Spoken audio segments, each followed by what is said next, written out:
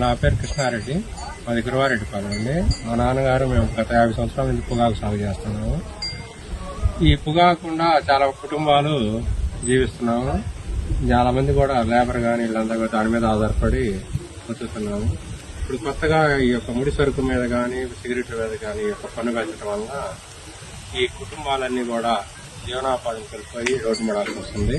అదేవిధంగా ఇప్పుడు పన్ను మీకు రైతులకి ఏమి కాదనుకుంటున్నారు, కానీ ఇది రైతుల మీద కూడా ప్రభావం చూపించేది. ఈ ముడి సరుకు కానీ సిగరెట్లు కానీ పెంచడం వల్ల అవి కొనుగోలుదారులు తగ్గించుకుంటారు.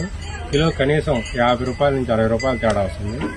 ఎందుకంటే 2014లో ఇదే విధంగా వస్తే అప్పుడు కిలోకి 30 నుంచి 40 రూపాయలు కోల్పోవడం జరిగింది.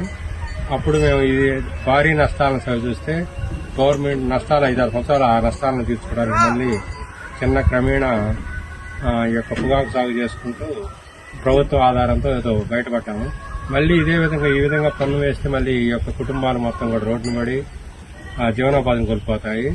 అదేవిధంగా బ్యాంకుల్లో కానీ బంగారం పెట్టి కానీ అప్పులు తెచ్చి బయట అప్పులు తెచ్చినవి 3-4 లక్షల వరకు లాస్ వస్తే ఈ లాస్ను తీయడానికి మళ్ళీ 4-5 ఏళ్లు పడుతుంది. కాబట్టి దయచేసి ప్రభుత్వం వారు మా యొక్క విన్నపాన్ని మన్నించి ఈ యొక్క సిగరెట్ల మీద కానీ ముడి సరుకు మీద కానీ జీఎస్టీని కానీ ఇతర పన్నులను కానీ తగ్గించవలసిందిగా కోరుతున్నాము. అదేవిధంగా ఈరోజు కర్ణాటకలో పొగాకు వేలం ఆగిపోయింది. అక్కడ కూడా ఫస్ట్లో స్టార్ట్ పెట్టిన దానికంటే ఈరోజు 40 రూపాయలు 30 రూపాయలు తగ్గిపోయింది. మేము ఇప్పుడు పొగాకు అంతా ఖర్చులు పెట్టి పొగాకు పండించున్నాము. అమ్ముకునే సమయంలో ఇలాంటి పన్ను పడితే రైతులందరూ కూడా చాలా బాధగా ఆవేదనగా ఉన్నాం.